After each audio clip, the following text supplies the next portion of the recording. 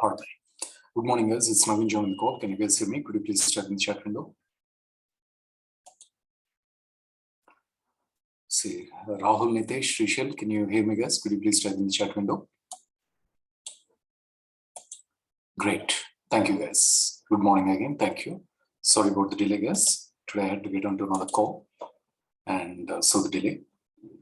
So let's continue the journey, guys. Today, we'll talk a little bit about EKS. We'll also dig into a little bit of Elastic Kubernetes service, which is by far one of the most popular services in AWS. Pardon me. One moment. Just missing it. Oh. One moment, guys. A slight adjustment in mine.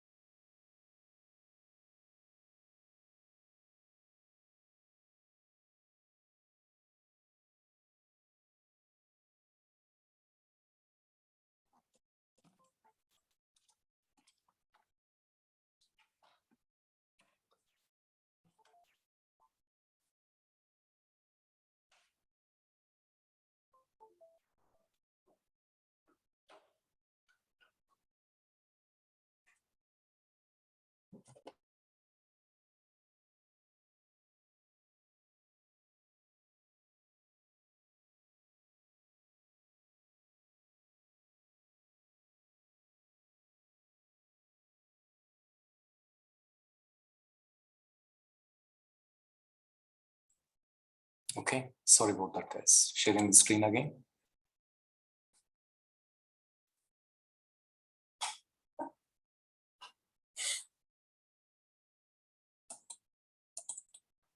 Okay, so we'll talk a little bit about the EKS and things like that today and dig into it, guys. Okay, so back to the Kubernetes and the container, the story of the containers. Originally in a development environment, that could be a Python or Java or maybe any other kind of environment. We would have various kinds of dependencies on our project based on the language and other requirements. And ideally, we would be testing as a developer, we would be testing it successfully. But by the time we are deploying it into the environment, testing environment, what's happening is that's where we run into the problems where we may miss some of the dependencies. And by the time we deploy it in the production, there might be more dependencies which might be failing. In other words, that is one of the major problems that they have been facing, and that's where the problem of the Devops came into the picture, guys. Okay, so just a quick review, and that's where the game of the blaming starts. Each one keeps saying, "Hey, this is not their environment," and so on. There's again Solomon Hykes, the father of Docker. That's where the Docker comes to rescue. Container is one of the fundamental units, and it is atomic, self-contained package, a package which contains the code, the runtime, libraries, packages, and any other additional dependencies is what is container. And so what we would do is we would build a Docker image. A container can be thought of as a runtime instance of a Docker image. And now we would be shipping the Docker images or and instantiating the containers, guys. Okay, so our application is being Dockerized. So in other words, we build the image, we check it into the repository. We have already seen Docker Hub, and we will discuss about the Elastic Container Registry. That is where a company or a business may not be willing to, may not be willing, or maybe they do not want to share their applications with everybody. So Docker Hub, even though it has a private, it could be used. Elastic Container Registry is something which is provided by the AWS, where we can check in our Docker images, and we can also download, pull or push the images from there. And that is where the Amazon EKS, which is nothing but the ECS, it is nothing but the Elastic Container Service, which is working on the Kubernetes, which uses the Kubernetes, which is an open source framework built by Google. And it is used for deploying the applications in containers and so on, guys. Okay, so that is ideally the process. Virtual machine versus containers, we've already looked at it. And when using the containers, we don't have the guest operating system. Whereas when using the virtual machines, the guest operating system itself forms a large part of the infrastructure, takes the memory and many other resources, guys. Okay, so what do? You take an application, you build it onto an image, and the image, when instantiated as a container, can work in multiple environments if it works in any one environment, because it's a complete package or it's a complete container of everything, guys. Okay, some of the advantages, it runs reliably, so we don't run into the out of sync issues in the environments. Better resource utilization. In other words, it takes much lesser resources to run the containers than to run the virtual machines. Application isolation. If one of the application runs into any security issues or maybe speed and other related issues, the others are not impacted, because the containers can be limited based on the memory and the CPU. And let me show this one. Okay, so what is that? That's where the container orchestration is coming into the picture, and that is what is Kubernetes, guys. Okay, Kubernetes is one of the most popular container orchestration. Docker, we have already looked at it. It packages the software into standardized units called containers, and we can quickly deploy them into any other kinds of environments. So just quick review again. Container orchestrator at this point, ideally in a real world, there are tens and hundreds of containers running on tens and hundreds of servers. So it is not possible to keep track of each of the container manually, and that is where the orchestration comes to rescue. The concept of orchestration is also referred as a pack of wolves. Pack of wolves is if you happen to be in forest, if you happen to find any one wolf, you will generally find a group of wolves following it. So a sign of a single wolf is a sign of a group of wolves following it, and things like that.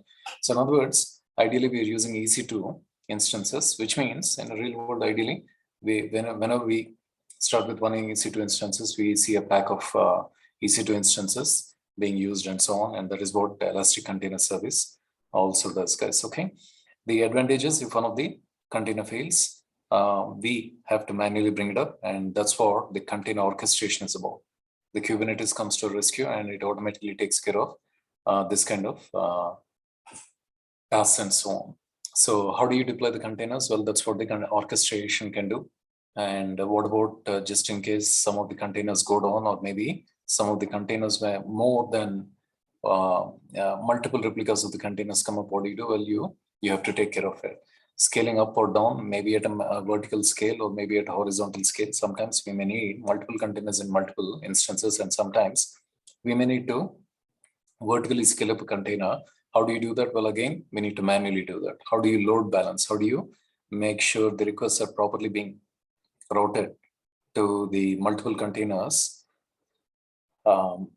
equally, and how do you monitor them, and so on? These are some of the common tasks which are coming up across with the containers. That is where the orchestration comes in. There are multiple orchestration tools. EKS is the most popular orchestration tool compared to any other orchestration tool. These are some of the Mesos, Fargate, and so on are the other orchestration tools, guys. Okay, it is the most popular orchestrator, is a simple mantra to be kept in mind. Coming to the architecture, there is a node. Node is a physical machine or a virtual machine. We have containers running inside it. Generally, we have multiple workers or nodes and one master. The master is referred as a control plane. It manages, monitors, plans, schedules nodes. It contains multiple components, a key value store for critical cluster info. In other words, that's a metadata, which is ideally stored in a HCD database. The CM, the controller manager, ensures proper state of the cluster components. In other words, the cluster components are the pods, containers, and The replica sets and the deployment objects, these are being monitored by the controller manager. When any one of them goes down, it immediately brings up these instances or these objects again. Then we have the scheduler puts the containers into the proper nodes. In other words, it is managing the load and the amount of the work which is being done by the pods and the containers. It equally distributes the work so that one of them do not get overused and one of them do not get underused, is what we briefly discussed yesterday, guys. Okay. So then there is something called a desired state and a current state. We may want a pod to be running in multiple nodes, and maybe we want 3 replicas of a pod to be running. But sometimes due to errors in the application, or could be maybe a processor or a node itself, a pod may become unavailable. In such state, in such a situation, we say the current state is only 2 nodes. In other words, ideally we want 3 replicas to be running, but only 2 replicas are running. And what do we know? That's where the controller manager again comes to our rescue. It is always trying to ensure that the desired state is same as the current state. In other words, if we want 6 containers to be running and only 0 are running, then what we need to do is we need to spawn 6 containers. Instead of us manually doing, that is what the orchestrator tool will do. It will spawn up 6 containers. And what do? We give it the manifest file. The manifest file is what we looked at briefly yesterday, the YAML files and things like that, guys. Okay. And so in other words, the desired state always needs to be same as the current state that is dictated by us. We create the manifest files or the YAML files and we deploy it in the master, and the master will automatically make sure the desired state is same as the current state. Okay. Everybody with me so far, guys? Quick yes, please. Can you give me a quick yes? Rahul, are you there, buddy?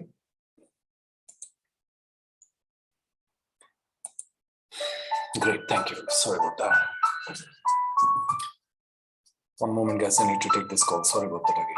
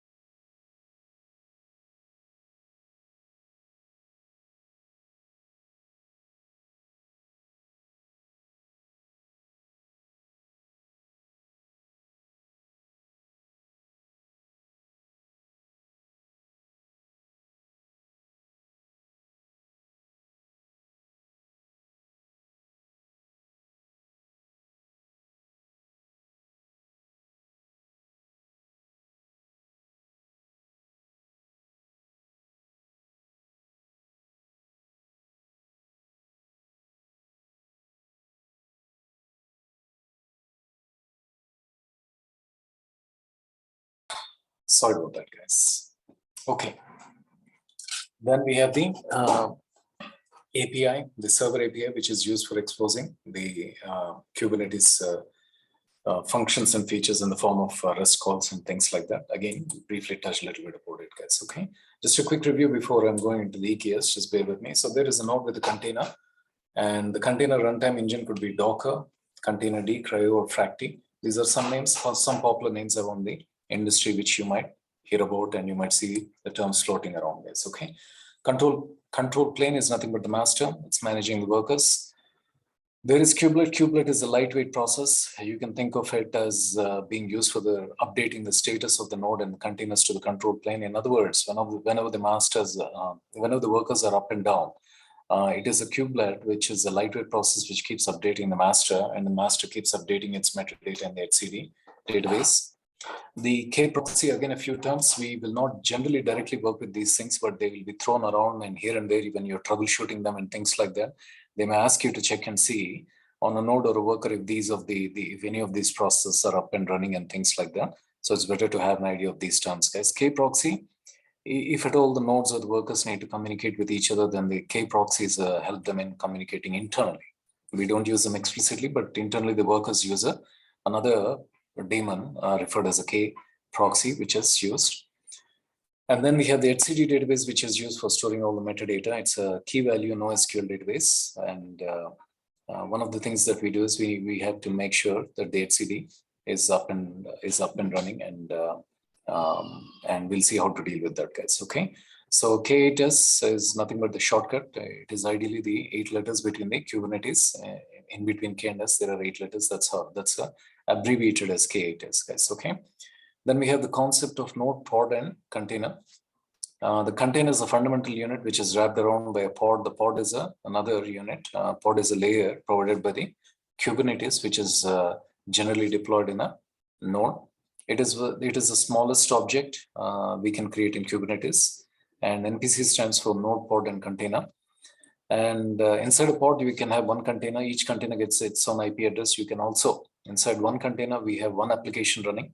We can also have multiple containers running inside a pod.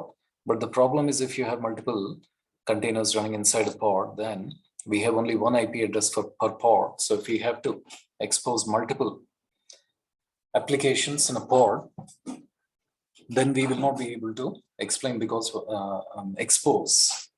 because we have only one IP address per pod, and all the requests would be directed to only one application container. So one app container per pod. In other words, a pod can contain multiple, but generally best practice is only one container. Each pod has a unique IP address, so generally it's a good idea to use only one app container. The app container can contain a Java application or a Python script or any other kinds of applications. So here is, we can also say a node could be referred as a group of pods, or a group of pods can be deployed into a node. And then sample pods, or in other words, more precisely, the architecture of the general web applications is something like this, where we have web server, for example, Nginx can be thought of as a web server. So we have a node which is running with the .01 IP address. It's nothing but an Amazon EC2 instance. We can have multiple pods running inside a single node. Each one gets a separate IP address. Ideally, these web services, these web servers or these pods would be communicating with another database, which could be inside another pod, or they could be mounted separately. The data could be mounted separately. But for the sake of simplicity, we could refer to them as a database is deployed in a pod, and multiple pods are deployed inside a single database. In other words, we are using two nodes. One is for the web servers, and one is for the database servers with a couple of pods. And our applications are the Redis database. Instead of Nginx, there could be any application. Nginx is lightweight web server, but you may be given a Java WAR file, or maybe a Python exe file, or more precisely Python script, or another kind of Python application file itself. And what do we do generally? The pod is wrapped around inside a deployment. Deployment is something which has a replica set. A replica set is something which ensures the replicas are maintained. So Nginx 1.17 is nothing but the version. The Nginx is running inside a container, and there are 3 pods here. And replica set generally, by default, in a real world, people will try to maintain 3 replicas. Deployment can be said as something which has a replica set, and the replica set has 3 pods. Deployment is referred as a Kubernetes object. It is generally used for upgrading your applications, for scaling them, for undoing them, and things like that. So here is an example of manifest file. And so on the left-hand side, we see the spec in the containers. Nginx 1.16 is a version. If you look at that one, what is happening is the image that we are running is Nginx, and 1.16 is the version. If you look at the test is the label that we have referred as the metadata. It is name. It is the name of the pod you can think of. We have 3 pods running because if you notice under the spec, there is replicas. A replica set generally takes care of running 3 pods behind the scenes. So in other words, that is what the Kubernetes does. Kubernetes provides this replica set object. Replica set object looks at this manifest file, and it makes sure that at least 3 pods are running. Then we have the deployment object. The replica set is inside a deployment object. These are all the resources. Deployment, replica set, and pod are referred as the resources of the Kubernetes objects, guys. Okay. When we talk about EKS, it is nothing but at a cluster level. These are at a Kubernetes level, or these are at a node level, to be more precise, is what it is. Okay. So the replica set, imagine we have 3 pods here and each of them are running a version of 1.16. We have one replica set and a deploy. Imagine one of them goes down. Ideally, the replica set is going ahead and taking care of bringing up another pod automatically. Again, that is abstracted from us, that is hidden from us, that is what the orchestration tool is taking care of it. Okay, it would ideally delete the pod which went down, brings it back, but there is also a chance the replica set object could go down. If the replica set becomes unavailable, then the pods will become unavailable. In such case, the deployment object will take care. It will restore the replica set. That's what is its purpose. And it is quick and fast, and we'll see an example of that. And on the left-hand side, what we see is the information which is related to the upgrading of the servers or the versions of the applications and things like that. On a periodical basis, applications are upgraded. So originally, they may start with a version 1.16. After a week, maybe after a month, a new release with a lot of fixes is coming into the picture. So ideally, they would like, the development team would like to fix all the bugs, and they would like to release the latest version. So that is what this left-hand side of the section is indicates. Minimum ready seconds is 10. I'll talk about that. Then we have something called rolling update. We'll try to understand. Max surges, as the old version pods are removed, we want to add one additional pod whenever an old version is removed. That's what the max surges, and we'll try to understand. That is referred as rolling update. So here is an example. Imagine a new version called 1.17 is coming up. We are ideally, what we are doing is there are originally 3 pods which are running the version 1.16. So what the deployment object does is it brings up a new replica set and a new pod with version 1.17. At this stage, there are 4 of them running. Now, what does it do? It will remove one of them and it will add another one. Then again, it will remove one of the older pod and again, it will add another one. Then it will remove the old one and then it will bring it back to 3. So from 1 to 4 to 3, back to 3, it has brought up a new replica set and all the 3 pods are the new version running. This is generally referred as a rolling update. Okay, guys, that is just a quick picture. So let's see, continue. Come here. So put this here. Oops, pardon me, stopped it. Okay, so before I take up this one, let me also cover a little bit theory and come back to this one. In the meantime, Rahul, just be ready, buddy. I'll give you one EKS cluster command. We'll bring up a cluster. I'm going to paste this. I just want you to log in and be ready. And this, okay. Thank you. Cluster will take for about 5 minutes, 10 minutes, sometimes 15 minutes. We can cover a little bit of theory just to keep our time a little productive. So just give me one moment. Let's see if there is not this one. Okay, it's cluster.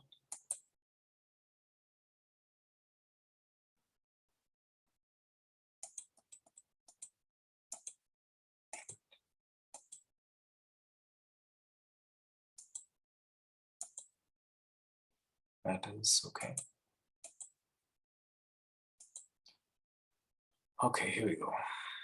I'm going to type this in the chat window. Give me one moment here. And let's see, where is this one? Share the screen. One more time. Bring this up. And let's see, bring up the chat. So let's say, CTN.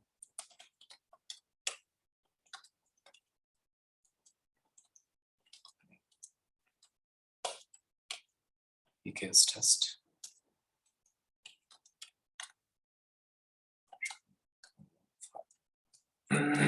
Pardon me.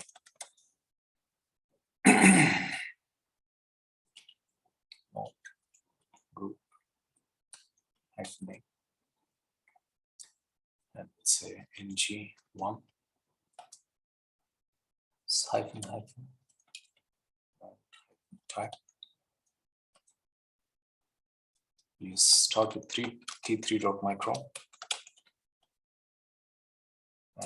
Can start with 2 nodes. Will also be the managed. Managed. I'm going to send this to you. Just copy this and give me one moment. Go back here. So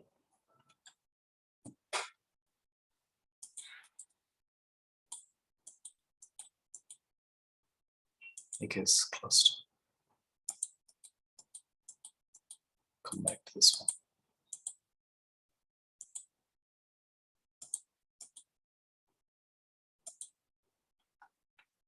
Permanent rolling update.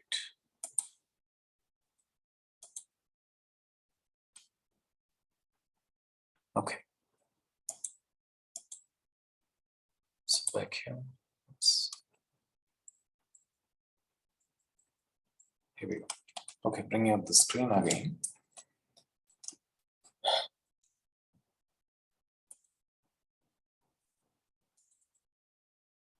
Okay, there it is, guys.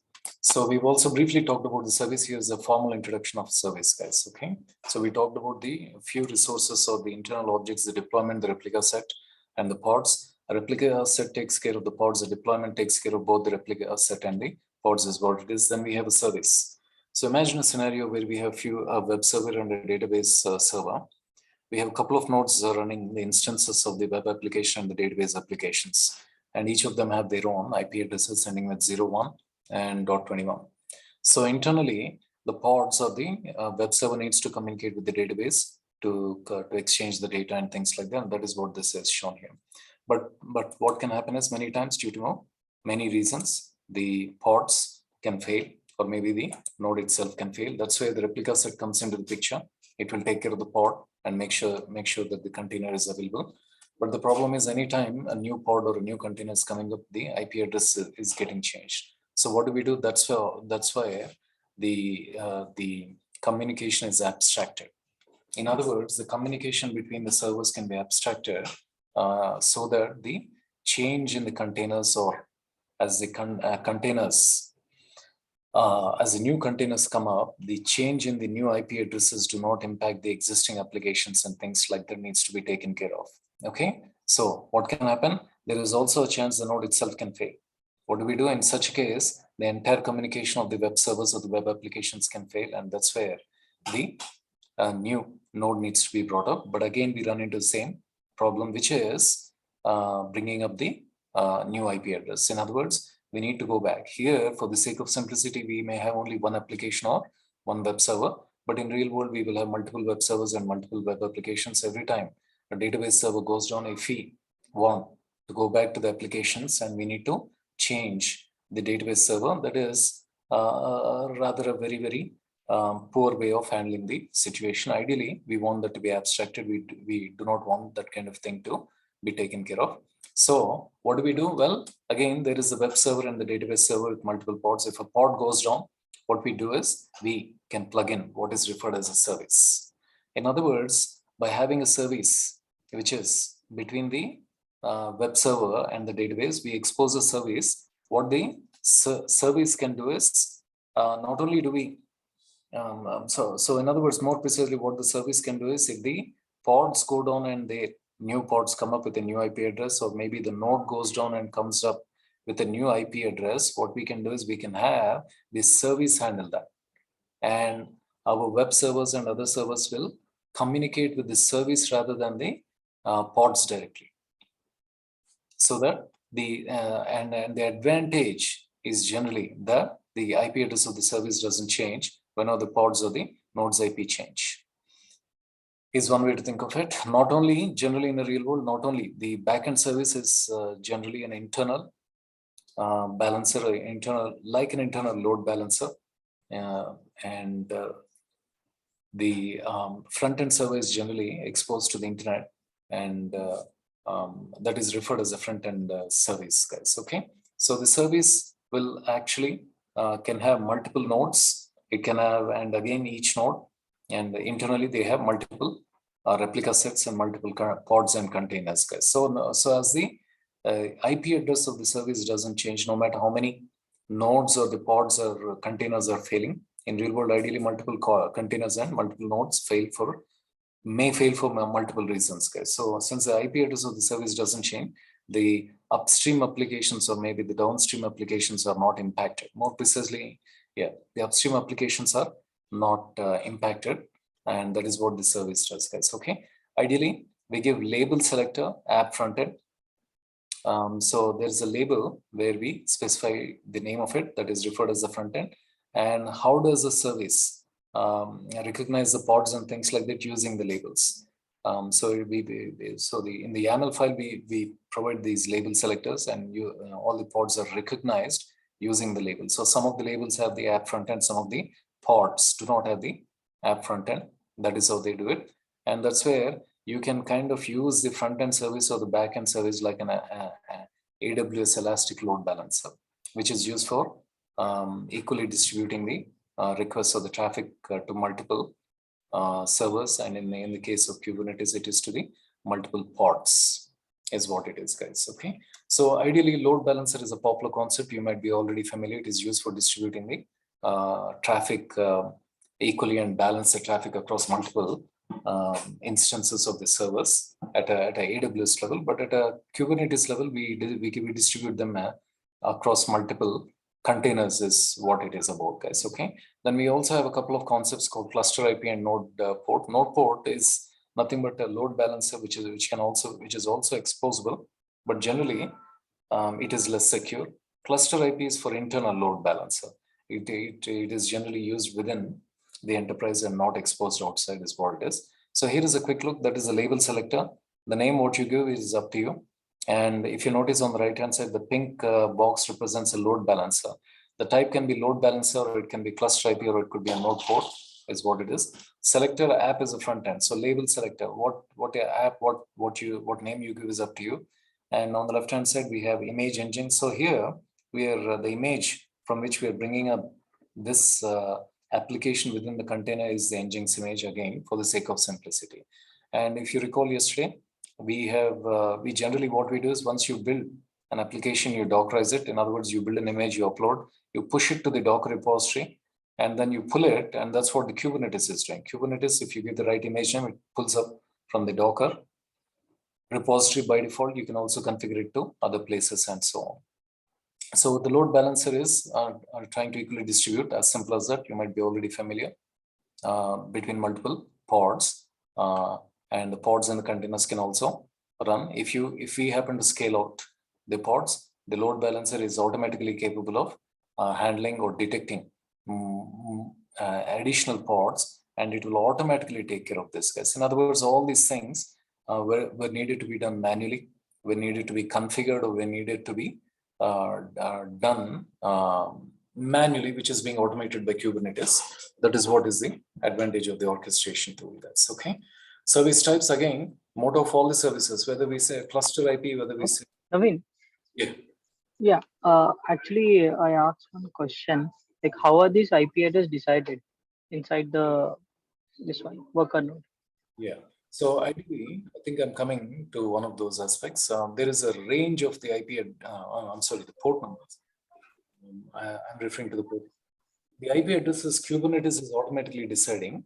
I think based on the configuration files, I think I do not know an exact answer for that, Aniket, but I may have to look at. I know it maintains a configuration file where it maintains these things, or since these things are on the AWS, ideally what happens is you do not. So in other words, let me put it something like this and see if it helps, Aniket. When you launch an instance in AWS, you don't dictate the IP address. It is given by the AWS. Ideally, majority of the times what's happening is we do not self-manage. I'm going to discuss that in a moment or two. We are not going to do the self-managing. We actually do the AWS managed installation of the EKS. So what the IP addresses are being automatically, the public or the private IP addresses are being automatically assigned by the AWS itself. Would be a short answer. Just like the instances are getting the. Yeah, but does it use the range which is already used by the worker node? And suppose the worker node is in the range of 10.11.1.0. Okay, this is the worker node IP. So will it do a continuation like dot one, dot two, dot three like that, or it will use a whole different set of range? Oh, that's a difficult question for me, but I think the short answer is yes. I think Aniket, but I will need to really get back to you on that one. Okay, sure. Sorry. Okay. So the mode of all services, whether you're a cluster IP, whether you're a load balancer, or whether you're a node port, the objective of all of them is to balance the traffic, guys. But how you route them is up to you. So ideally, for a front-end service, we use what is called a load balancer. Cluster IP is kind of generally used for back-end services. And cluster IP is not available for external access, whereas the front-end service, which is nothing but the load balancer, is used. So it is the default kind of service is referred as the cluster IP. It's nothing but a load balancer, only accessible within the cluster. So cluster is nothing but all the group of nodes, guys. Okay. So here's a quick example of the manifest file. Notice the kind is service. Then we have the app name, anything you can give, and other pods use 8 ports. So in other words, more precisely, each pod will have a port, and the service can forward all the requests to the pod's port. And on top of the service, we maintain the cluster IP, which is forwarding the request to the service, guys. And the service internally forwards the request to the pod is what it is. And here, so what do we have? There is a kind service, that is a service object, and kind is a deployment object. Again, deployment object is internally taking care of the replica sets and also the pods, guys. Okay. And there it is, 32,000 node port. Node port is generally in the range of 30,000 to 32,700 and so on. And it is again accessible from outside the cluster, but generally not secure. It's more of a quick testing and things like that that we generally, if you go back here, somewhere here, we specify the type of it. Let's see. Service types. Here's the type. So this is part of the service. We can say load balancer. If you don't give any type, that is by default taken as a cluster IP. That is something important you may want to keep in mind, guys. Okay. So here node type is not specified. Whereas for node port, we would ideally give the node port. So somewhere here, we should have is a deployment node port. So there it is. Node port 32,000 and type is node port. And the other one is, the other type is load balancer. So these are the three things. Load balancer is generally what we use for the front-end service. If you require access from the external applications which are on the internet to be exposed, then we use what is called as a load balancer, guys. Okay. And so ideally what is happening is this is a port 32,000 which is exposed, that is forwarding it to this IP address to this node, and it will try to equally distribute the requests between these two nodes, even though their IP addresses are different. So it simply forwards the request to this node, and the node, or in other words, to the service here, the service will internally forward it to the pods, and the containers will execute them.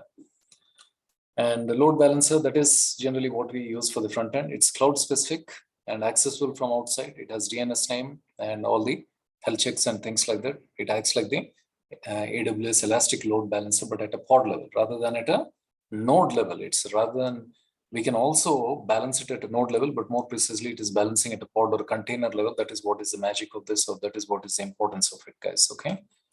So there is load balancer service. Again, the type is load balancer. That is a slightly important thing you may want to look for inside a service. If you don't give it, that is referred as a cluster IP. If you force it, then it will be a load balancer, guys. Okay. And as simple as that. So there it is.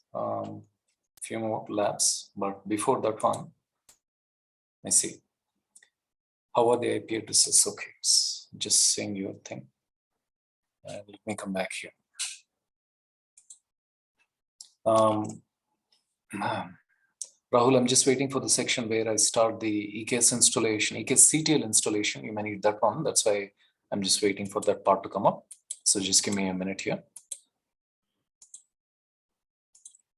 So there it is. This load balancer service.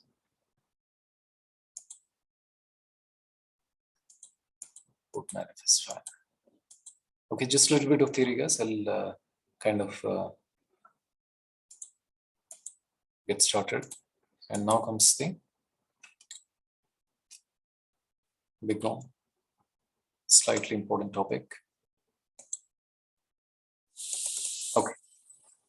So what is EKS, guys? EKS is Elastic Kubernetes Service. It is nothing but the Elastic Container Service, which is running on Kubernetes. So again, the control plane and the worker plane, masters and the workers, multiple processes running on master.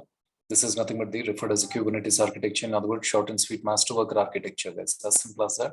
etcd is one of the most important components. It's storing all the metadata and all the information about the master. Without etcd, we will not be, or the master will not be able to operate. Okay. The same is with other components also, but it is one of the most important components to be kept in mind. So control plane is again nothing but the managed plane. This is self-managed. 99.9% of the times we may self-managed. There are some issues, guys. Let's see what it is. If you are self-managing it, you are bringing up the master by yourself. You need to make the control plane highly available. You need to make the configurations. You need to go to the, it is not complex or anything, but there are multiple steps. You create a master and you try to provide multiple load balancing and other, you hook up the multiple load balancing and other security and patch related issues manually on the console. You need to take care of all these things. That is what we mean by you need to make control plane highly available. You need to make the master highly available. Master nodes are generally very, very expensive servers, and generally they do not go down, but still there's a lot of investment which goes on, which is another headache. You have to maintain them. You have to maintain multiple of them, which will increase the cost.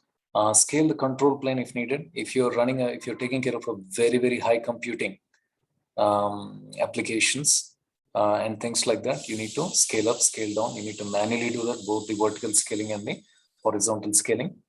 You need to keep etcd up and running. etcd again is a key value. So you need to make sure their state is same. The masters are not getting, you need to centralize their state when you have multiple masters running. And that's again has its own headache and things like that. Whenever your AMIs have any upgrades and things like that, security patches and things like that, you need to manually take care of them. If any of the masters fails, you need to take care of them.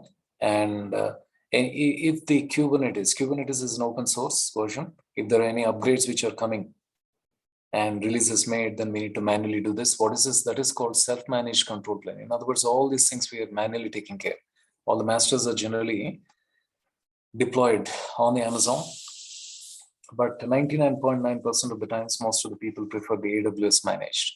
In other words, all the things that we have discussed so far, you leave it to the AWS. You do not do any of those things. Leave it to the AWS. AWS will take care of that. So it manages the Kubernetes control plane, which is the masters. They maintain the high availability. If any one of the masters go down, they automatically are configured in such a way that the backup comes up and the high availability is maintained. They maintain multiple of them, and they detect and replace unhealthy control plane instances, which is same as what I said. Scales the control plane. We can also configure, we can either do the vertical scaling or the horizontal scaling. Although that is a little too in detail, we will generally scale out rather than scale up a control plane, guys. Okay. AWS maintains etcd. In other words, when you have multiple masters maintaining a centralized etcd, centralized no SQL key value based database will also become a big headache, guys. Okay. So again, you leave it to AWS. That is what is managed. Managed means AWS is managing them. So again, the version upgrades, the security patches are automatically taken care of by the AWS. Supports native and upstream Kubernetes. In other words, that the one you have the Kubernetes which is installed now, and in the coming up days, if any of the new versions come up, the AWS guys take care of upgrading the Kubernetes. It is integrated with the AWS ecosystem. In other words, all the other AWS systems are can be used in combination with this without much of effort, is what it really refers to it as. Okay, so that is the control plane of the master plane, and here is the data plane a little bit. Again, self-managed node groups. Think of node group as a group of nodes, as simple as that. These group of nodes are acting like workers, and they're referred as node groups.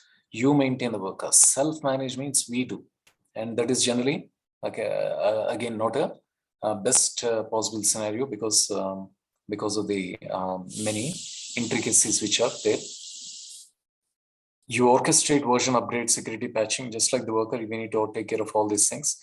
Keeping pods up during upgrade. Again, manually taking care of the pods and automating them to see which one, if the upgrades are done or not, and things like that is a big headache. And ideally we do not, that may not be preferred, guys. Okay, can use custom AMI. So just in case you, for some reasons, your business needs an older version or maybe a very, very latest version and not a stable version of an AMI, that can be customized, but generally a rare scenario I've seen, guys. Okay, so again, most of the time we use what is called managed node groups. In other words, workers also, you just give a number and you leave it. You tell, hey, I want to create a cluster, I want 2 or 3 or 20 or 200 workers, and you just leave it there.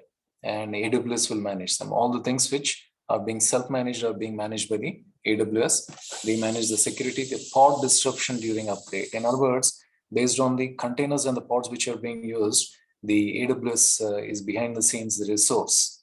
Our cost may vary.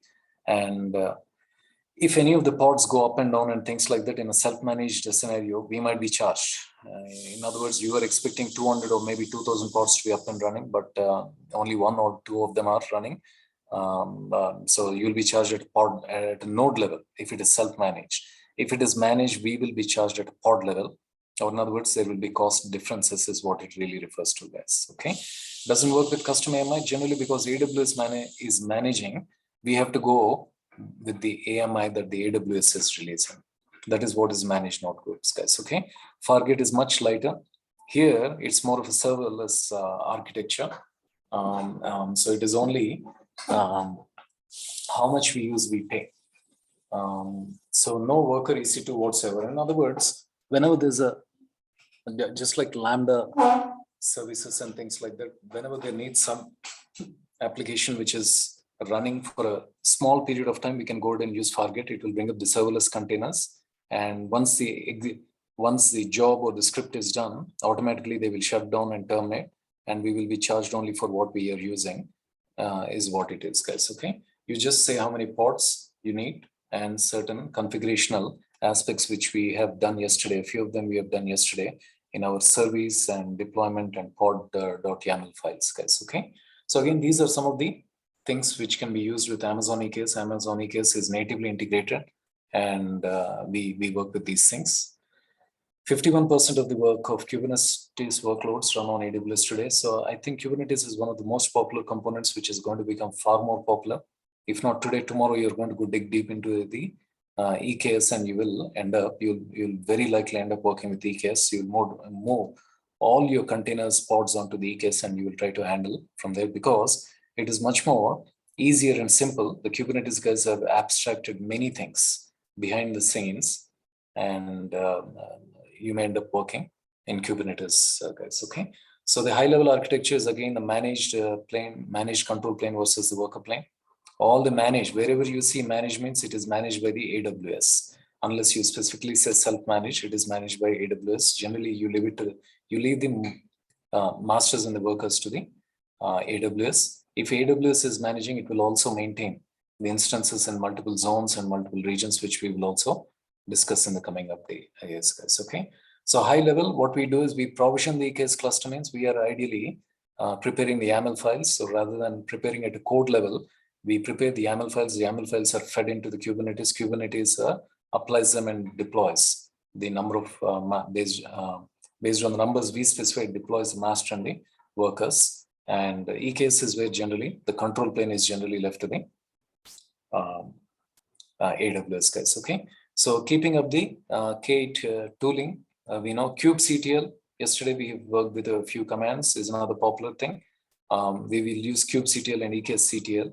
These are the EKSCTL is used at a cluster level. kubectl is used at a resource level or a deployment objects level, is what it is. There are other applications which can be integrated into these things, guys. Okay.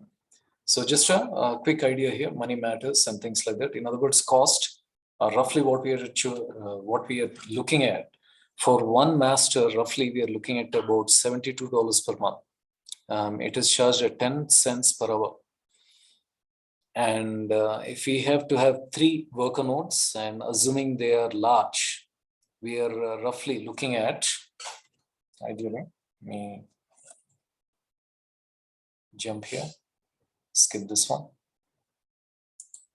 There is an Amazon pricing calculator. If you need, you can go ahead and calculate it there, but ideally, let me bring this up. There you go.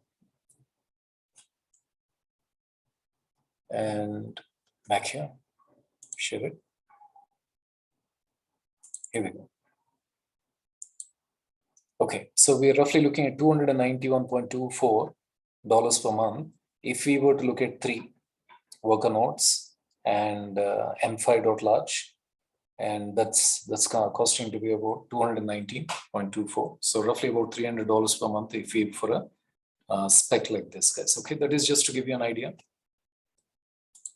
And how do you spin up a cluster? Well, we have various tools. We can go to console. We can use the CloudFormation templates. We can use AWS CLI. We can also use EKS CTL CLI or EKS CLI in short, which is the most favorite and which is generally what we do. EKS CLI is generally applied at a cluster level, whereas kubectl is generally used at a resource, at a Kubernetes objects level. Is a quick distinction, guys. Okay, so for working with Elastic Kubernetes, we will use EKS-CTL, and it is a CLI tool for creating clusters. So we'll see how to create a cluster in a moment here. It is easier than console. So in console, you need to you will have far more clicks and things like that running around here and there, multiple pages, multiple things, and so on. So here, what is like a one-line command, there might require about 9 to 10 clicks and things like that, guys. Behind the scenes, it takes care of the VPC subnet security groups, and it takes care of all creating the necessary CloudFormation templates. So what we do is ideally, it is just a single line command, EKS CTL create cluster is the main part of it. And we can create it on EKS, on the ECS directly, or we can also use AWS Fargate. So create cluster, if you just say create cluster, the cluster with one node group containing 2 worker nodes are created.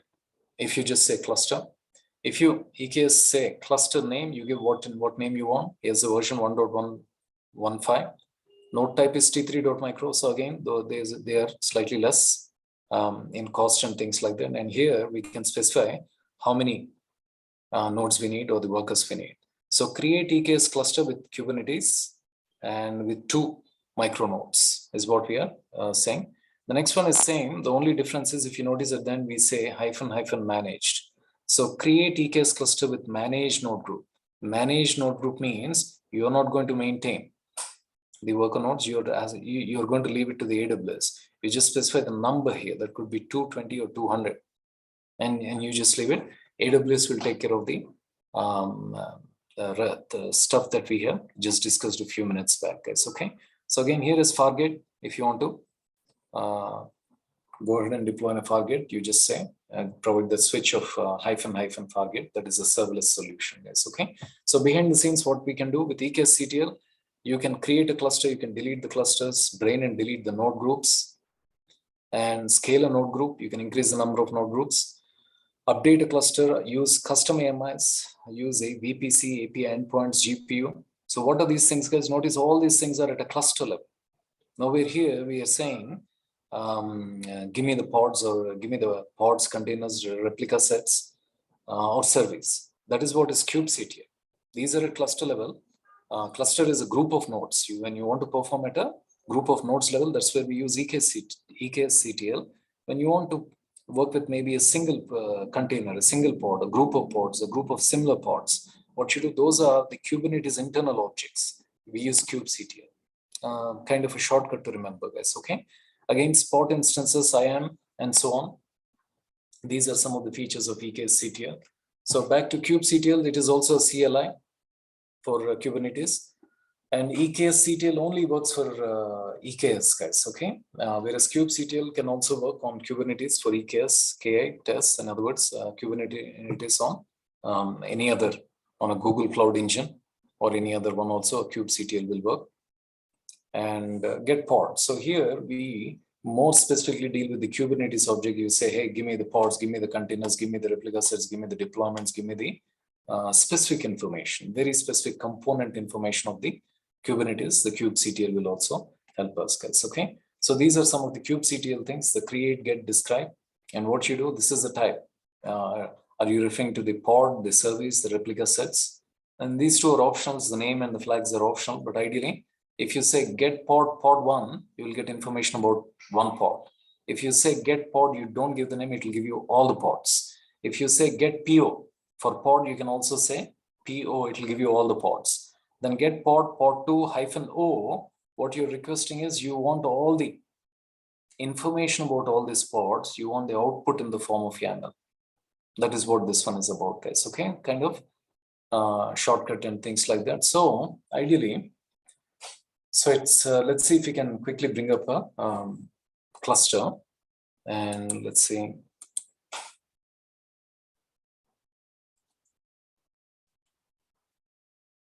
Rahul, back to you, buddy. Can you quickly bring up your screen, please?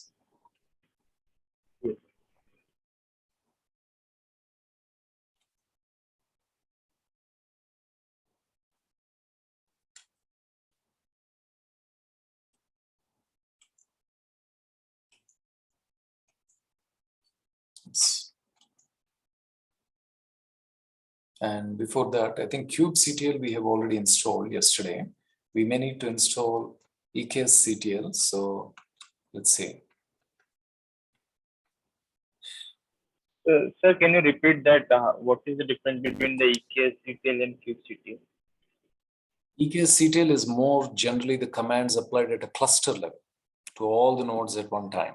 Whereas if you want to go one level deep, it is at a node level, and or more precisely at a Kubernetes objects level. You want information about the pods, the containers, the services, the replica sets. eksctl will not give you. It will give you more higher level information at a cluster level, whereas these are the the Kubernetes objects information. That is what the kubectl is generally giving you. Okay, okay. And eksctl will not work when you use Kubernetes on Google Cloud, whereas kubectl will also work when you it is for multiple frameworks, is what you can think of. Yes. Okay. Okay, so I think let's say we'll first try to install ctl commands.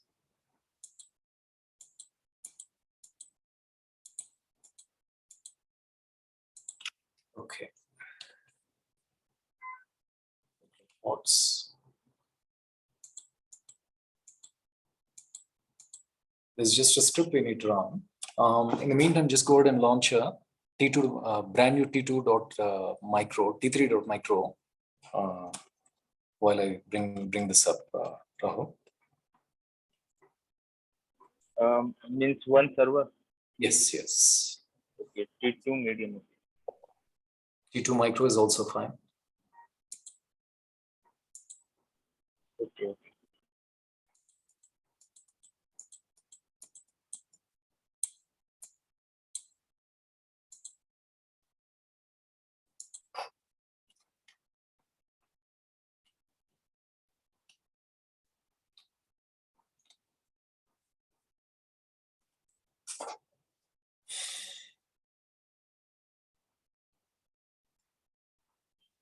Choose using Ubuntu, right? AMI. Just for sake of simplicity, let's use the AWS AMI rather than Ubuntu. Yeah, because all the Kubernetes things are using AMI, AWS AMI.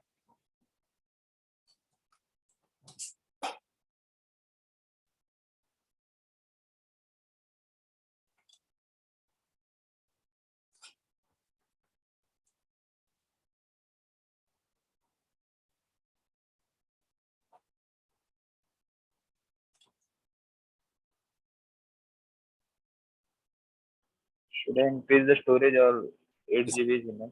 Increase it to 16 GB. Just Okay.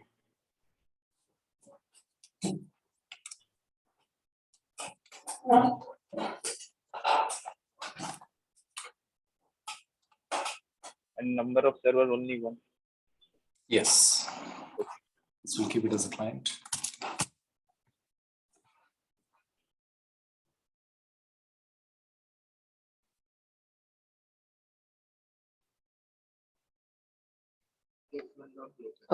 Till this VM comes up, can we take a 5 minute break? Yeah.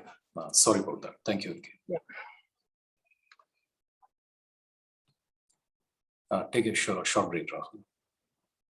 Yes.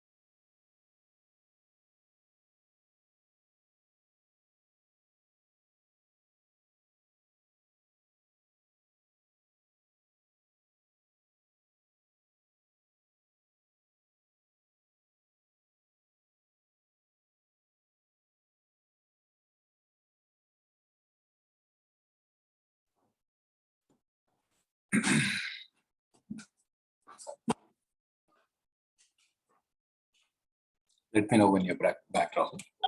Yes, yes, I'm back.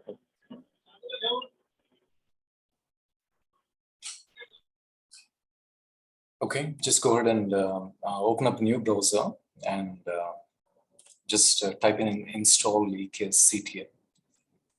It's just a curl script we need to run. EKS CTL.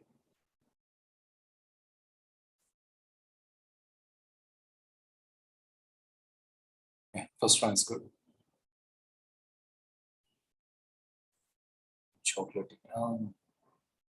Yeah, that's ideally what we need.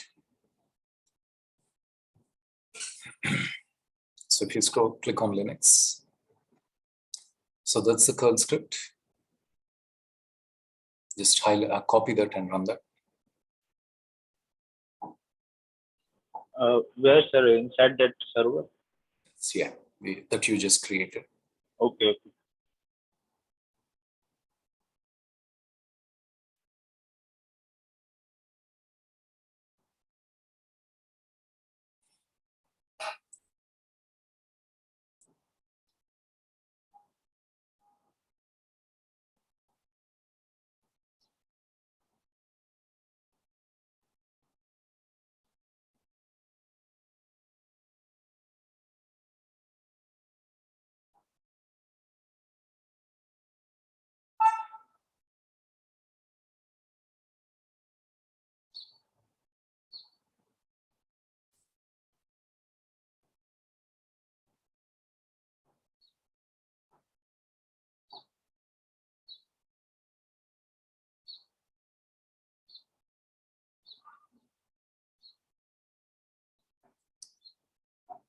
Okay.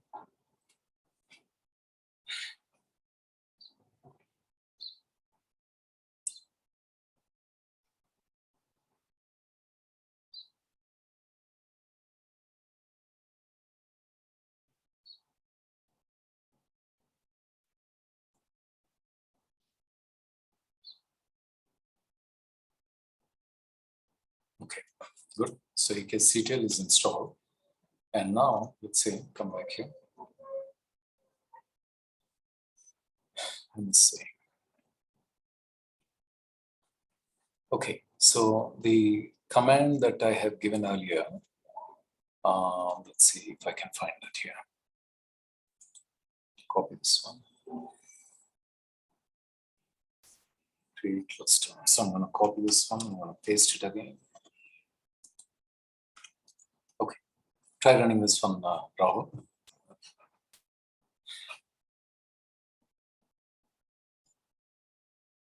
And cannot get to retro. Get call rate if I fail to retrieve. Credentials failed. Oh, okay. I think we need to do AWS configure. Yeah, maybe we need that credential. Yeah. So let's see.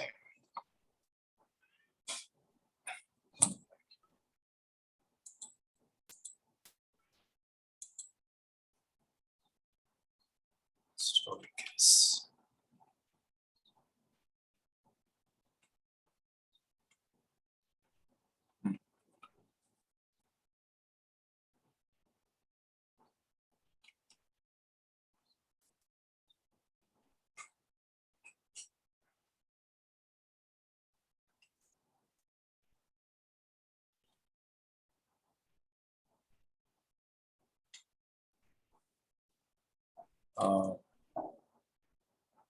Do you happen to have that .csv file with the access key and the secret key? Yes, yes. Okay. And let's say, do you want to create a new user for this one, or shall we use any of the existing users? If we require only access key, secret key, then we have that for your for the account which we are using. Pardon me, what did you say? What is security? Yeah, we already have that access key, secret key for the user which we are using currently to log in. Okay. Okay.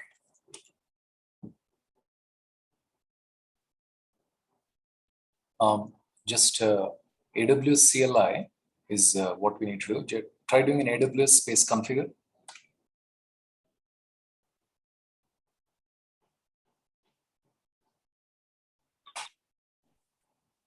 Okay.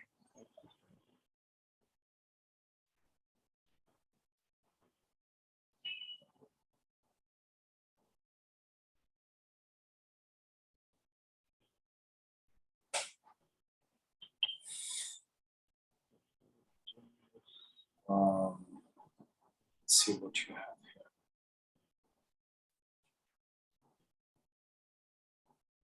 It's like North Virginia. This is fun. Yes,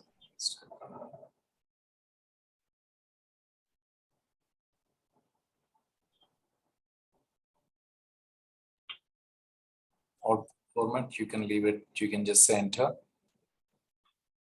I think that will be either JSON or YAML, but that should be good. Okay, try create cluster.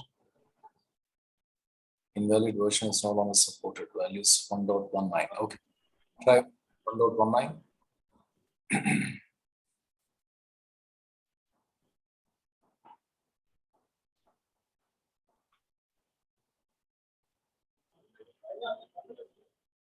And now go to the instances.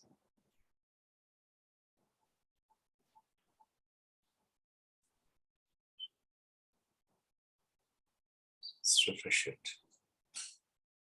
I think it will automatically give a tag. There you go. I think the cloud, is it the one?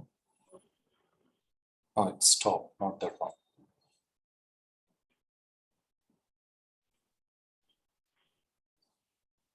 EK server one is ours. So it's still working on it. Yes. And let's see.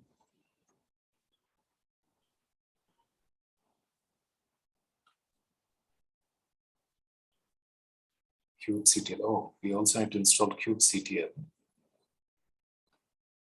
Let's see, we are, can you try to open another git bash and try to get into this one?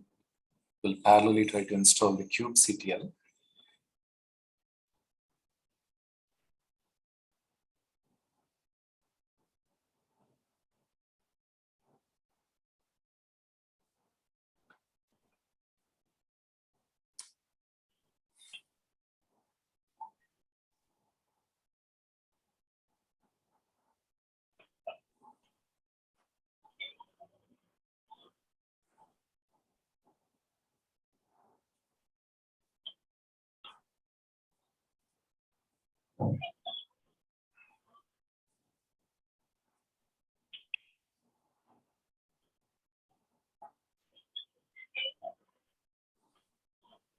Okay, another thing you can also do is, pardon me, quickly go back to the instances and where are you? So here we go. Look at the resource groups.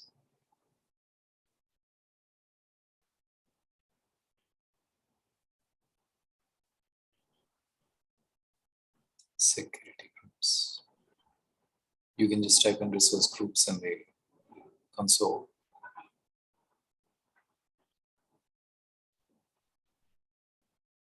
Yeah. Yeah, that one. Scroll down. Tag space resource type, saved resource groups. Let us see where are we.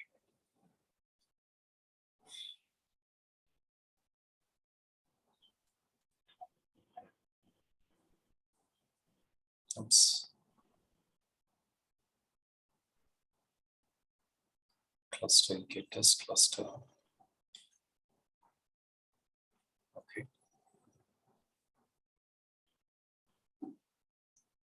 One moment. Devices.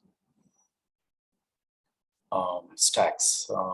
Try going into and just type in stacks on console.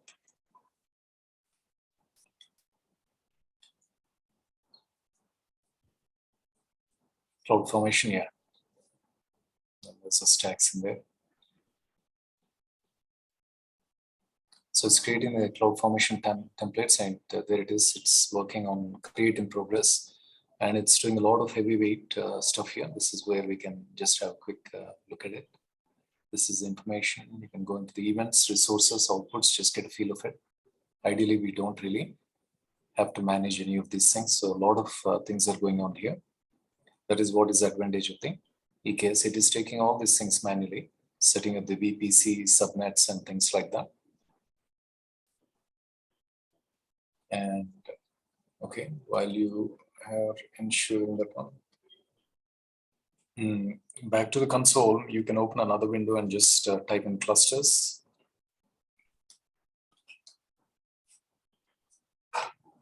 EKS, yeah.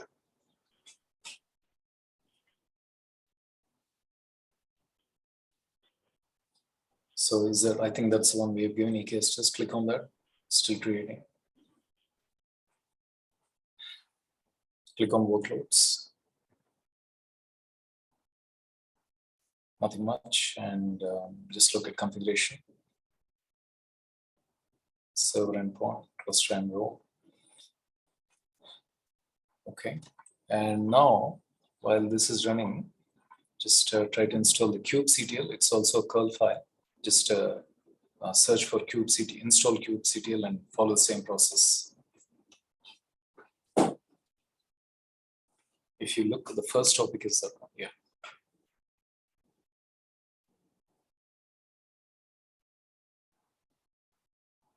I think you selected 1.22, right? Yes. We have selected 1.90, right? Yeah, that is for maybe that EKS detail. Go ahead. Got the point.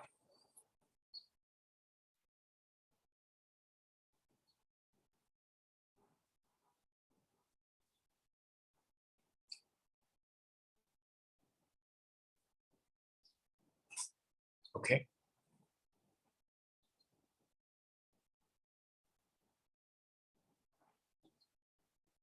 I think you need to do the similar things.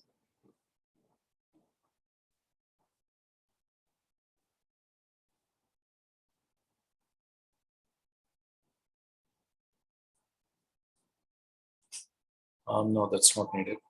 Scroll down. Just see if it needs a move. Check this itself. Download just give a chmod.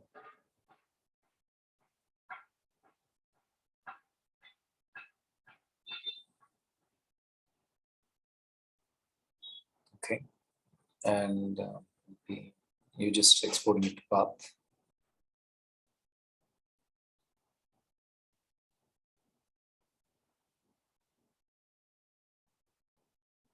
Okay, just check the version.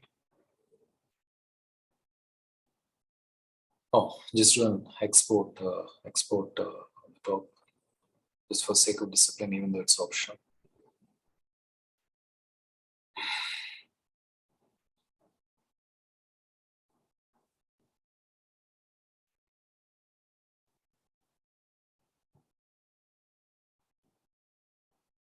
Okay, so kubectl is installed.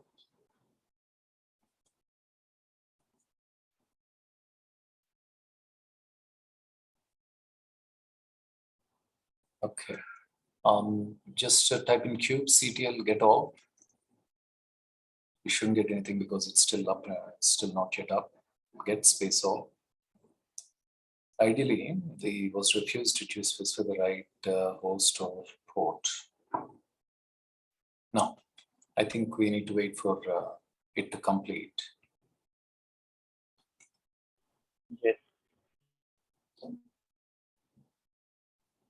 Back to the blue screen. Still on CloudFormation. And let me see if I can, while we are waiting, if I can cover a little more, few more topics here.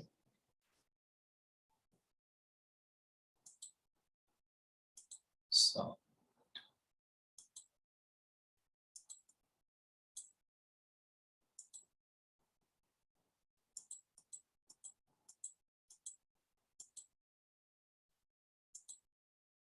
Okay, CTL commands.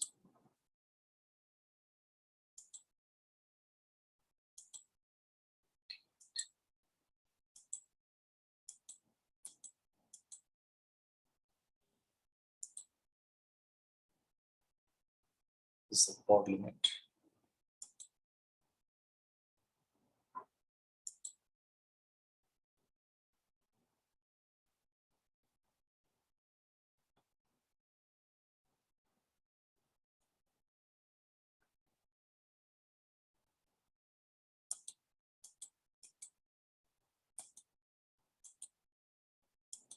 I think I got a bunch of labs here.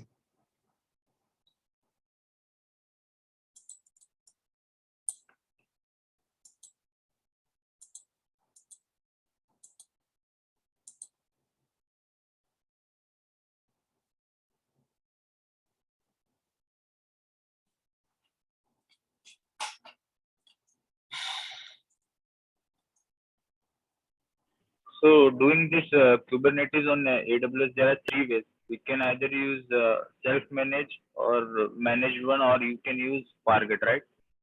Yeah. Fargate is serverless. Self-managed is what we did yesterday, or what we were working yesterday. We create the master, we create the workers. Yes. This is AWS managed, where you're leaving them to create the masters and the workers and all the internal stuff. So for yesterday's things, if there are any security patches and version upgrades at a system level, we will need to take care. It's here. Okay. We'll take care.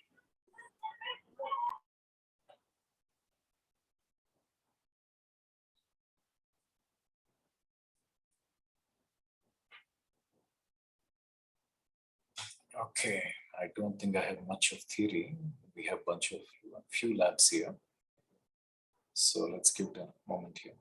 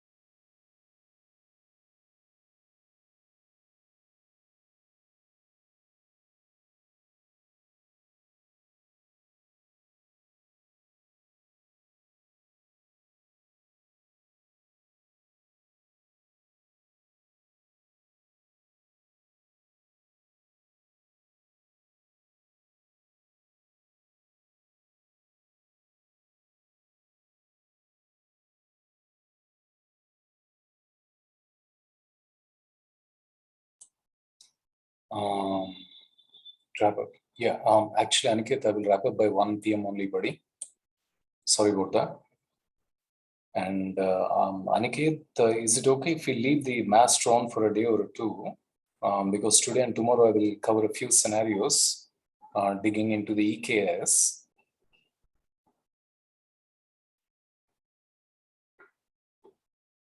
I don't think it should be too much of money, but I'm just checking.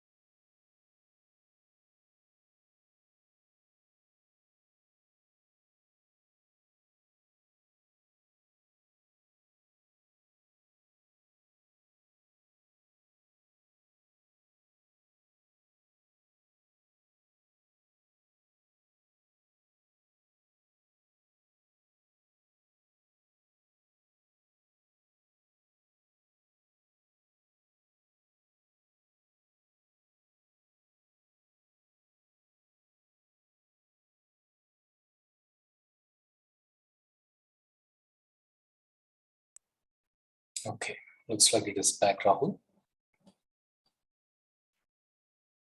Yes, yes. Okay. Let's see. What's the first comment?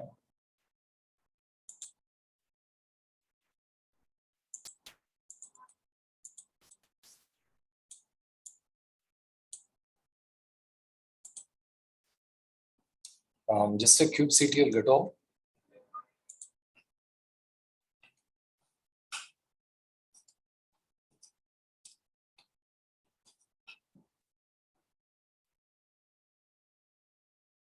Okay, so there is a cluster IP, external IP, we still don't have it. And let's say EKS CTL get all.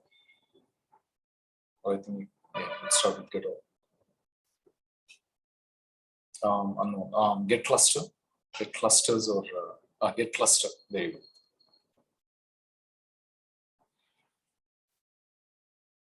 So EKS test US region 1. And let's see. When you did a cube, one more time, do a kubectl get all.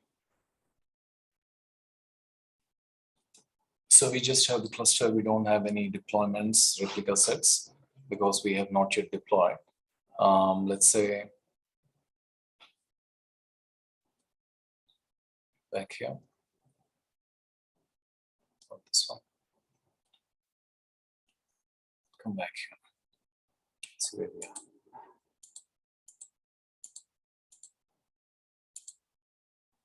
Here we go.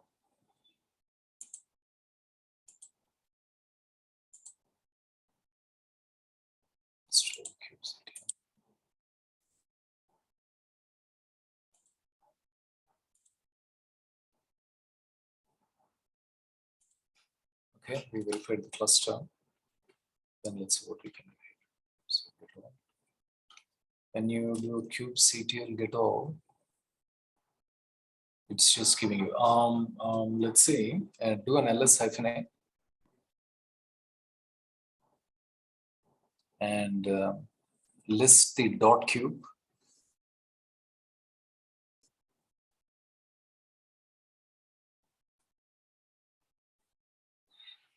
So we have a config, cat the config.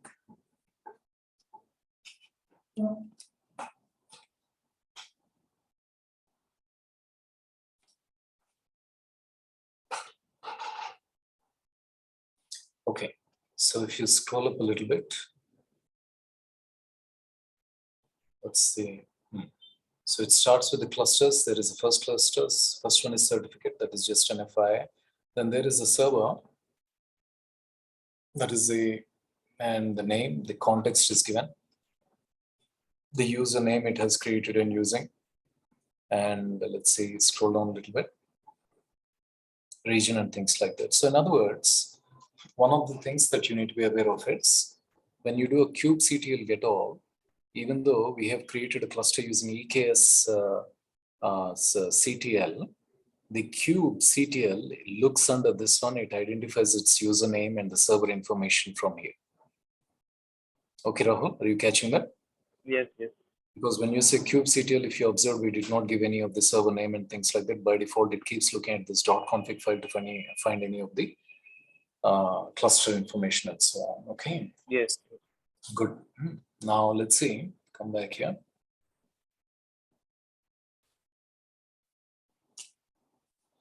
Create a notebook.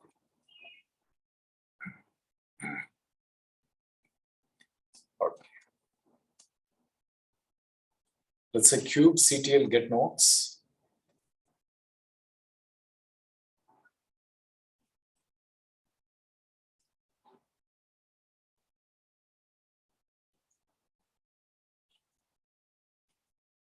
Okay, so both of them are ready. The rules are not there, but notice they are in ready status. Yesterday, if you recall, we were struggling to get them ready. And now we came across scenario where they were in I think a couple of them were ready, but I think the pods, I think we were going Yes. container creating or some things like that. So now, Yes. because it is managed, many such intricacies will be taken care of by the AWS and things like that. We really don't need to explicitly worry about that. Is a small convenience. It's not a small convenience, but it is not a showstopper to us and things like that. Okay. Yeah. And let's see another thing back here. Here we go.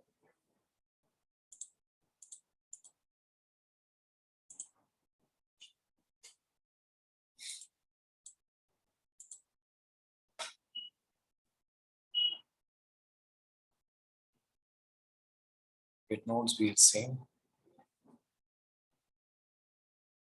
That's pardon me.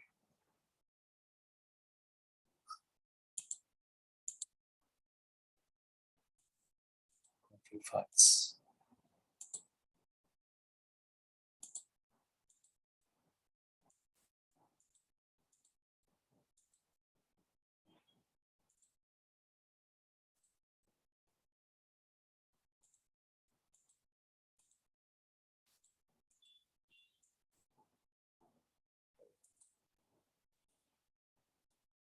Looked at get all and didn't see anything. Just for the sake of simplicity, go ahead and say kubectl get secret.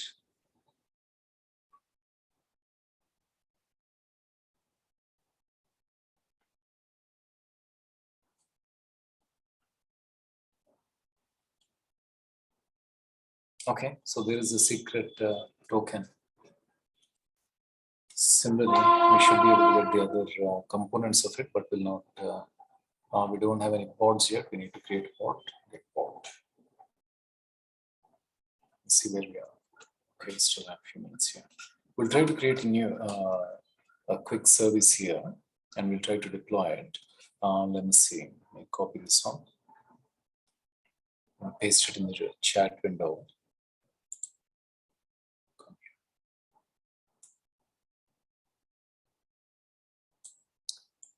And let's see over here.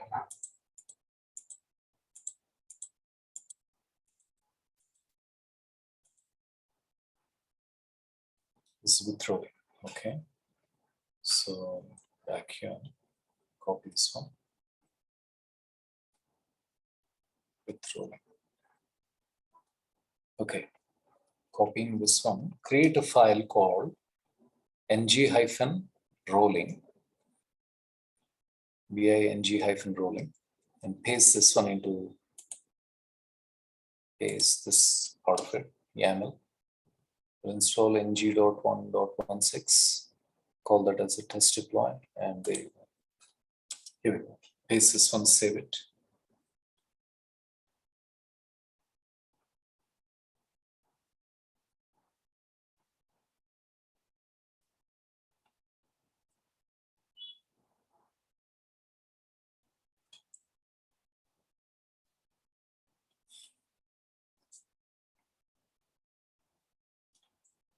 So just cat it for the sake.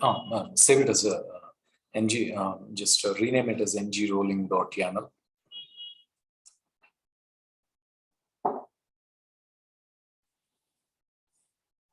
.yaml. Yeah, cat it.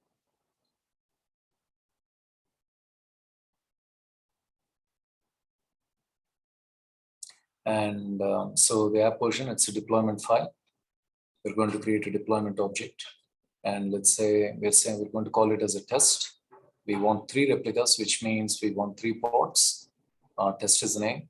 Rolling update, max search, we just discussed about it. 1 up every time. We'll try to delete 1 pod. Metadata labels, we're just going to call it as test. And containers, we don't have anything. So at a deployment level, we're just maintaining a 3 replicas thing. So let's say kubectl apply -f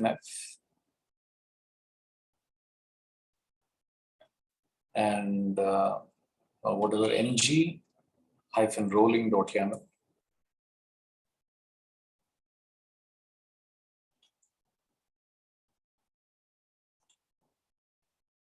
Yeah, enter. Error validation error. Missing required containers. Oh, is something missed? Did you miss? Oh, sorry, I think you missed something, buddy. Under the containers, you didn't give the image and things like that. I'm just observing that. You did not copy the complete thing, I think, buddy. Just go back and verify that.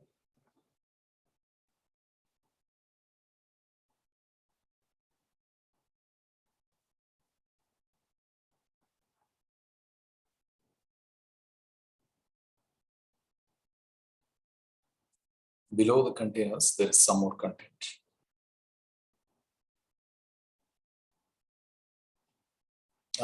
Make sure the hyphen is under the C.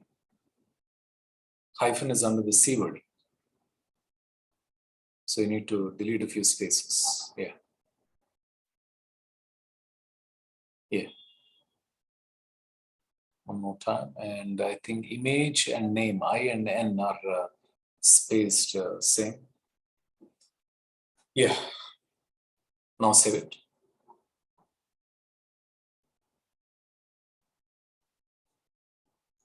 Okay, applied. Okay, now say kubectl get all.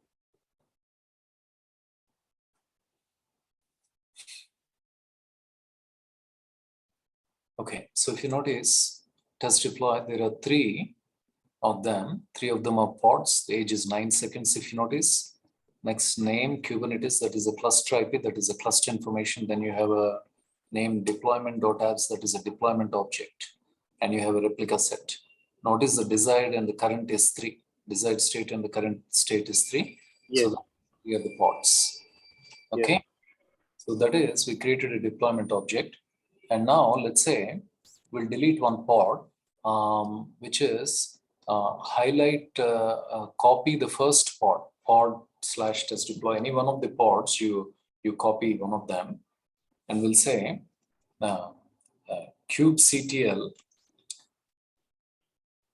delete pod and paste that one.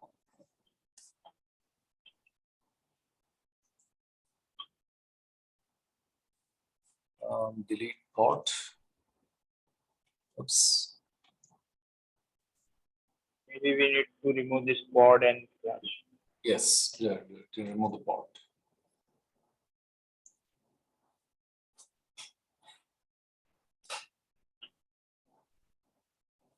Delete it. Now do a get all. Deleting. Give it a moment.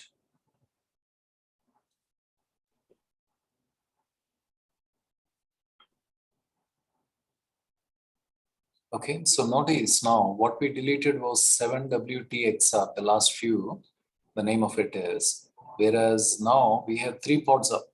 What is happening is the replica set itself. So notice it is in, looks like one of them is in container, I'm sorry, one of them is in pending. Yes. First one is running, second one is pending, means it's still. Now run again the above command, get all.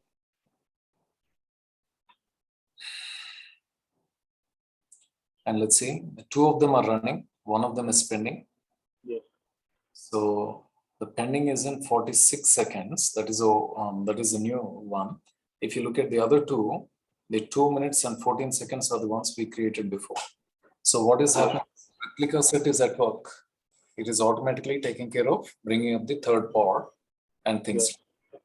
Okay, that is what is how it is taking care. And let's say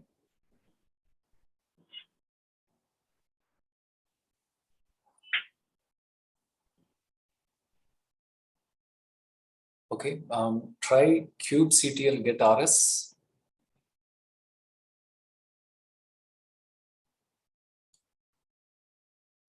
So that is the replica set desired ready or two. So it is still working.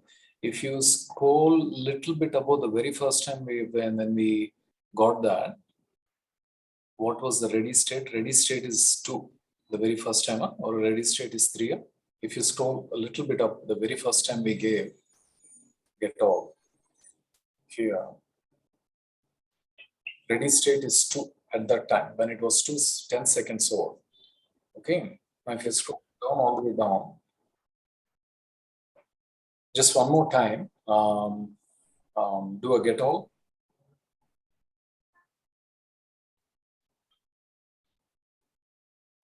So ready state is still 2, desired and current is 3, and the one of them is still in pending state. See, we are using T3.micro. One of the things we need to keep in mind is, I think we have a limit of 8 or 9 pods which can be run T3.micro or a T2.micro. So I think actually I'm expecting that one to be ready shortly, but we'll give it a moment. T2.micro was the instance type of for the server. Maybe Pardon me? This for the T2 macro is the instance type for this server, which we are using. Yeah. Sorry about that. So what is this one? Yeah, I think no. In our we specifically used in create cluster. Yes, yeah, right. So if you recall that one. Yes. Inside that command, we have prepared T3.macro. Yeah. True. So let's say do a kubectl describe pods.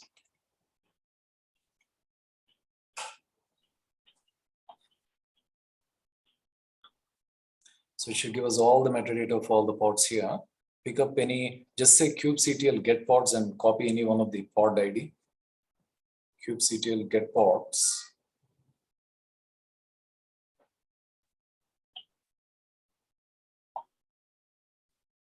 Pods.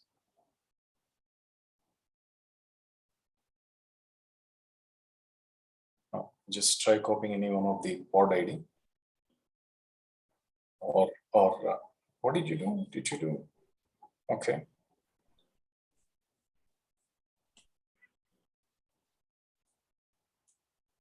Okay, so more precisely, do a grep on ng. Repeat the same thing and do a grep on ng.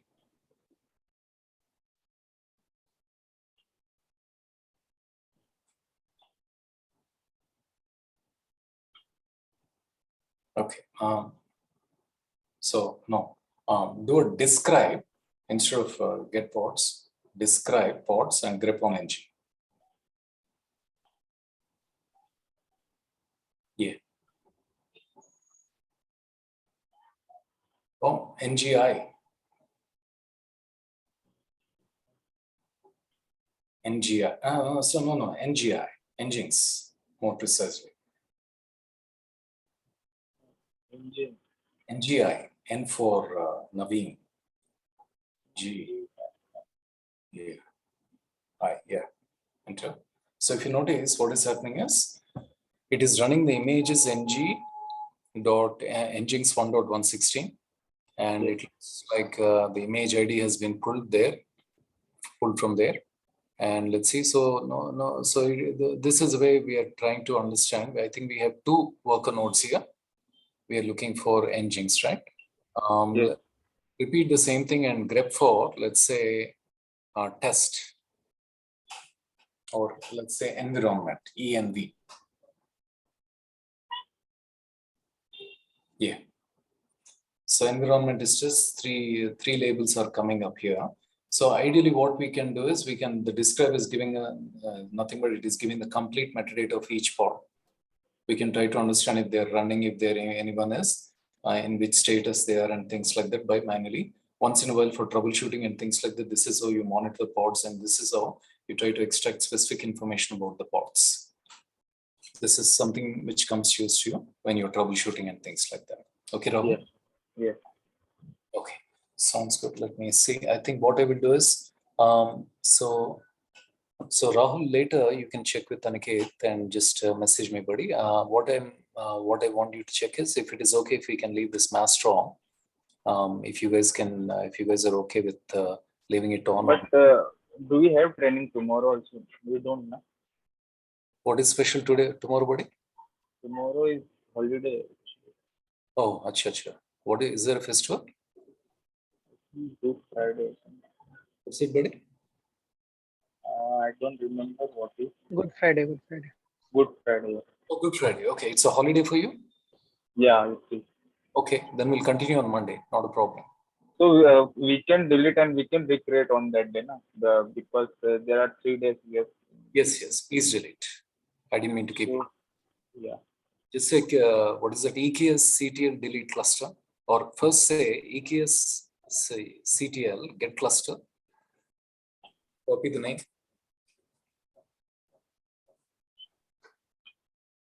Copy the name. EKS test, and now, now go ahead and delete cluster. Yeah.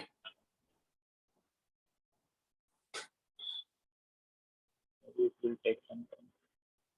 After this completes, Rahul, just save the history to a file so that on Monday, when we get started, you can quickly run these steps and we'll continue with the rest of the stuff. Yes, So sir. you don't have to wait 5 to 10 minutes or maybe 15 minutes for this one, okay? Yes, sir. After you save it, can you also put it on the WhatsApp message, buddy, so that I just have it for the sake of my reference and things like that? Yes, so we have run that EKS and then we have configured it and then we have installed that kubectl also. EKS CTL. Yeah. So I will note down in Notepad and share with you. Please. Also put it on the WhatsApp for me, buddy. Yes, yes. Great. Okay. So what I'll do is we'll sign off here for today, guys. You guys take care, stay safe, and keep learning. We'll join Okay. and continue the journey. Okay, buddy? Okay. Okay. Okay. Rest of the team, I hope you guys are all okay. Signing off for today. Okay. Signing off for today, guys. Thank you and bye for now. Thank you again. Thank you. Thank you, buddy. Thank you, Smith.